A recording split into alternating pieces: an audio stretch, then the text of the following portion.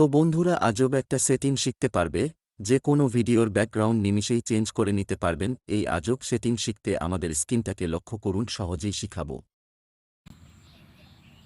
তো সর্বপ্রথম আপনারা চলে যাবেন আপনাদের গুগল প্লে স্টোরে।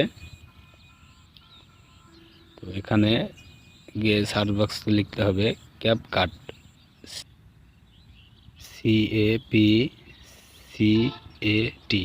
ক্যাপকাট।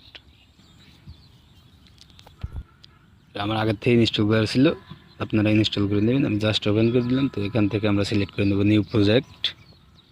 এখান থেকে আপনারা একটা ভিডিও সিলেক্ট করে নেবেন।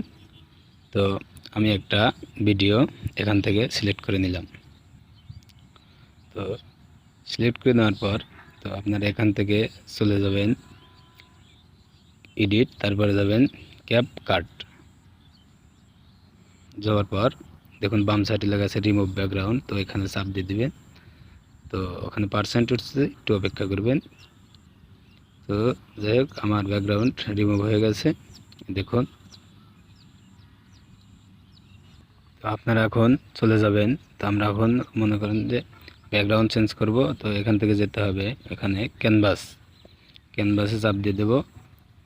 তারপর এখানে দেখুন মাঝখানে লেখা আছে ব্যাকগ্রাউন্ড।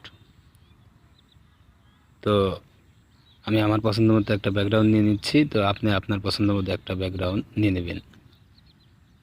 তো আমি এটাই নিয়ে নিলাম।